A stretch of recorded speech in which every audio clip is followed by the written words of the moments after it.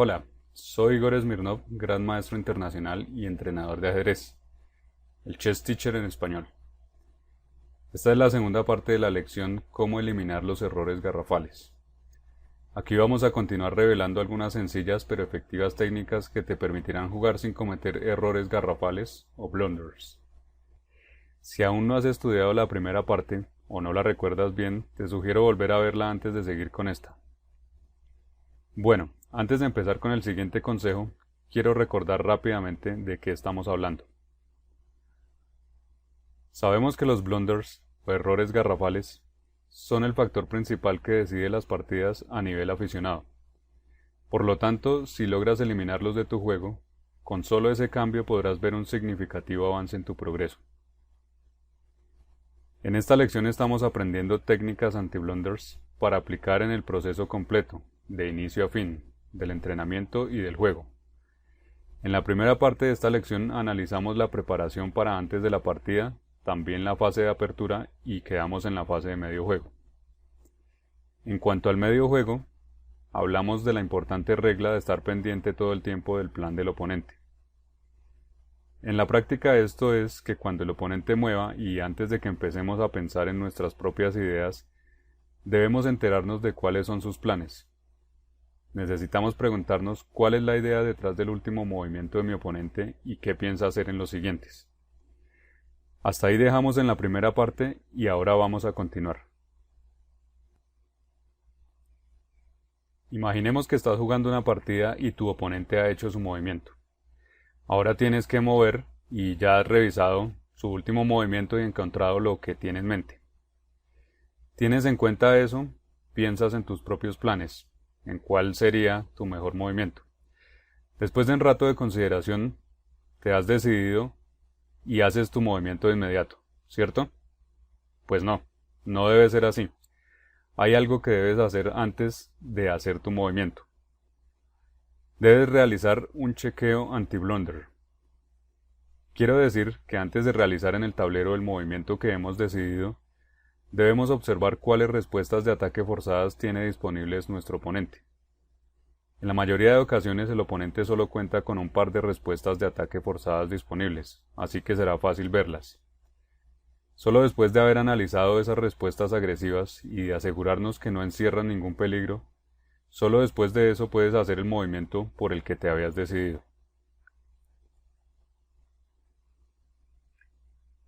En esta posición el blanco jugó torre F3, lo cual tiene sentido porque pretende expulsar la dama y abre la posibilidad de jugar después con el peón a E4. Sin embargo, el blanco olvidó realizar el chequeo anti-blunder. Olvidó preguntarse cuáles movimientos de ataque forzados tiene a disposición mi oponente. De haber hecho el chequeo, habría notado que el negro puede ignorar completamente la amenaza a la dama y jugar el agresivo y forzado torre por D5, que aprovecha la debilidad de la última fila. La continuación es sencilla y todos los movimientos obligados.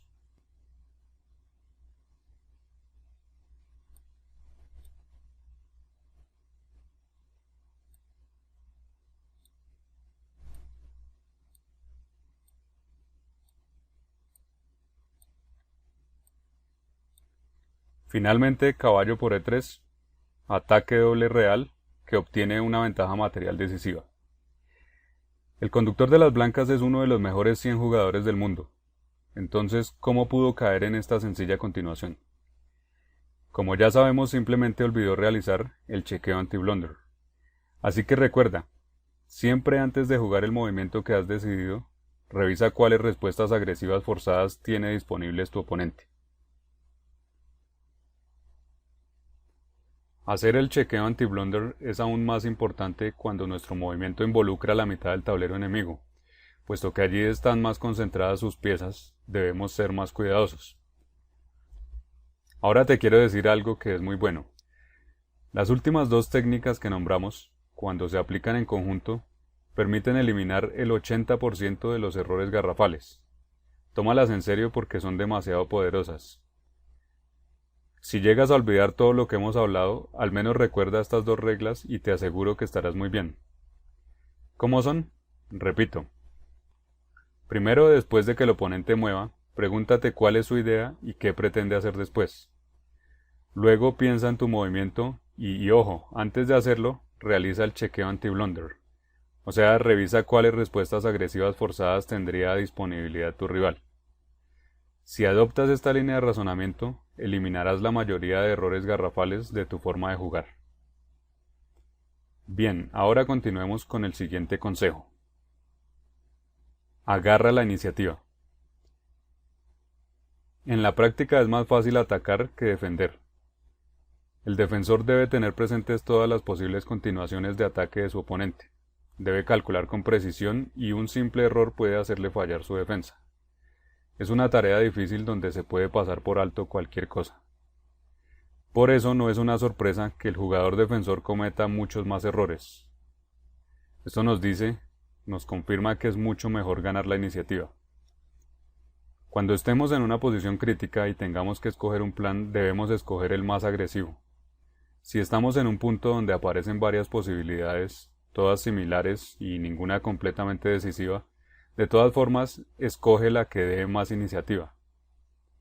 No hay que ser goloso y dejarse guiar solo por el instinto de tomar material. Es mejor buscar la actividad.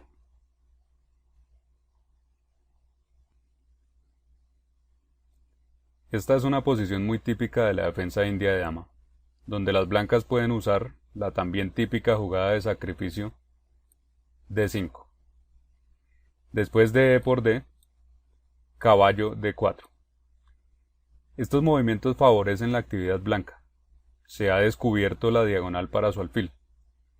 El caballo puede ir a F5 y en general las blancas obtienen una posición con más iniciativa.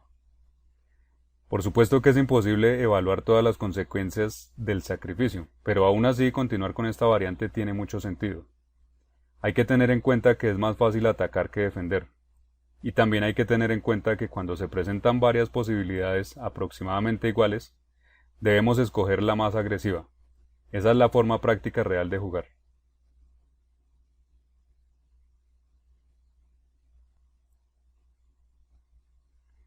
Tenemos aquí otra situación típica. En esta las negras tienen que escoger si toman el peón C4 o no. ¿Tú qué haces en ese tipo de situaciones?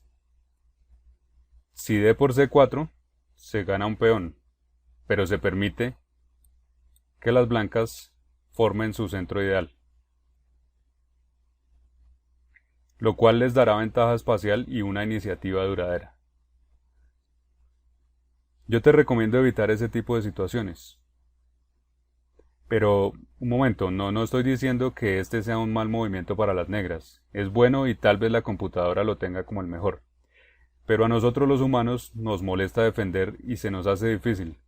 Por eso desde un punto de vista práctico recomiendo no propiciar las situaciones en las que cedemos la iniciativa a nuestro oponente.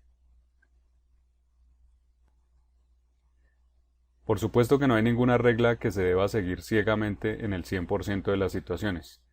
A veces se presentan situaciones donde es necesario evaluar los detalles de la posición para encontrar la mejor decisión. Sin embargo, en la mayoría de los casos esta regla funciona bien. Debes agarrar la iniciativa. Deja que tu oponente sea el que se tiene que defender y así cometa los errores garrafales. Los últimos consejos que te he dado han estado muy relacionados con la fase del medio juego. A su vez, la mayoría de descuidos ocurren cuando hay problemas de tiempo, principalmente en la fase del final o en partidas rápidas. Y es necesario saber qué hacer en tal caso porque ¿qué podemos hacer si sencillamente no tenemos el tiempo para aplicar todos los anteriores consejos? Entonces ahí debemos seguir el siguiente consejo. Cuando estemos cortos de tiempo, simplifiquemos la posición y evitemos las complicaciones tácticas. Intercambiar piezas, evitar posiciones donde se necesiten largos cálculos, no meterse en complicaciones tácticas. Simplemente el tiempo no alcanza para calcular todas las variantes resultantes, evaluarlas correctamente y realizar el chequeo anti-blunder. Entonces quiero resaltar esto. Simplificar la posición incluso si objetivamente no es el mejor plan.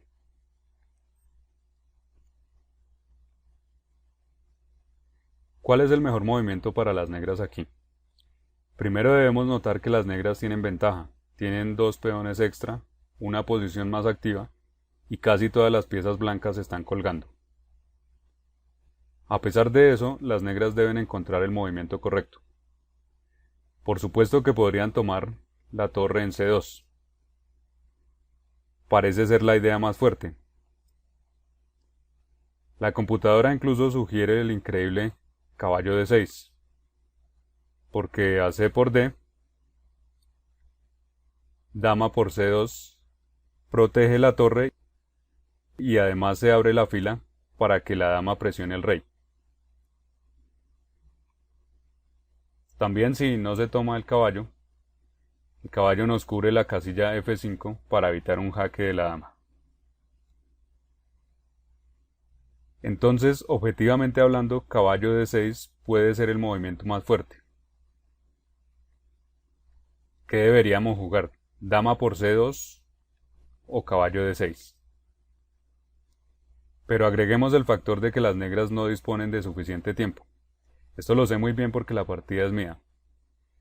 Al saber que no contamos con tiempo suficiente, entonces debemos evitar jugar dama por C2 porque se deja abierta la posibilidad de dama F5 jaque, que tendríamos que calcular con todas sus variantes, como jaques perpetuos o rey H6, alfil C1. Todas las complicaciones tácticas con poco tiempo son la situación propicia para cometer los peores descuidos. Muchas partidas que se han jugado magistralmente en su mayor parte han terminado en derrota debido a un súbito descuido en posiciones engañosas. Es por eso que si estás apurado de tiempo, no debes cometer el error de entrar en posiciones como esta. Volvemos. En la partida real, en lugar de usar alguna de las líneas agresivas, las negras jugaron simplemente dama C6. Esto evita cualquier complicación táctica, favorece los intercambios y protege todas las piezas. Dama, caballo y torre se protegen entre sí. Las blancas siguieron con dama F7, que está amenazando ahora en el peón H5. Y las negras continuaron con su idea. Ahora dama E8, proponiendo de nuevo el intercambio a la dama blanca o que se retire.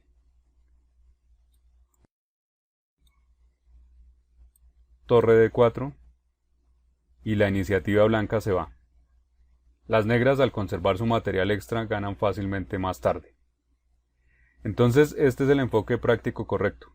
Cuando estemos muy apretados de tiempo debemos escoger movimientos sencillos, evitar complicaciones tácticas y procurar posiciones donde todas nuestras piezas se protejan bien entre sí.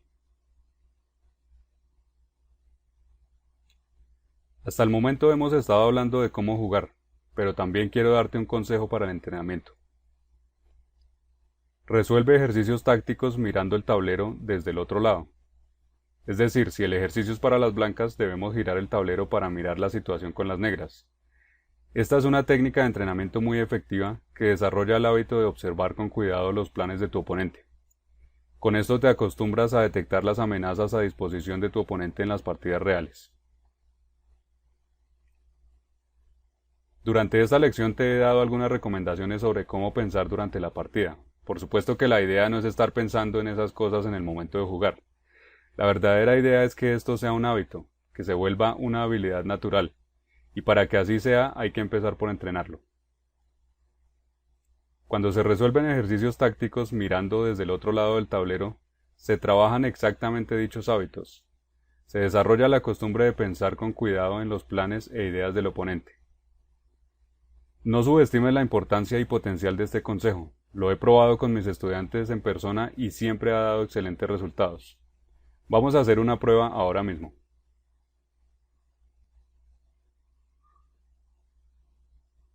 En este ejercicio táctico el turno es para las negras, y por eso lo queremos ver desde el bando blanco. ¿Te gustan los ejercicios tácticos, cierto? Entonces pausa el video y encuentra la solución. Las negras deberán jugar alfil G1 y luego dama G4. donde las blancas no tendrían cómo evitar el jaque mate. En realidad este ejercicio es sencillo, un mate en dos, pero la solución solo es fácil de encontrar al verlo desde el lado amenazado. Al mismo tiempo podemos notar que esto no se siente natural, porque lo usual es buscar los mejores movimientos candidatos, pero para nosotros mismos. Escudriñamos para detectar buenas combinaciones o amenazas que nos hagan ganar. En cambio, no tenemos el hábito de buscar con cuidado lo mejor para nuestro oponente. Y por todo esto es tan importante entrenar para desarrollar esta habilidad. Después de entrenar así constantemente, pasado cierto tiempo, serás capaz de encontrar siempre todas las ideas y amenazas del oponente, con lo cual sabrás contra qué estás jugando y cómo lo puedes parar. En esta lección hemos visto 8 poderosas técnicas anti-blunders o anti-errores garrafales. Con que implementes al menos unas cuantas, tus resultados mejorarán ostensiblemente.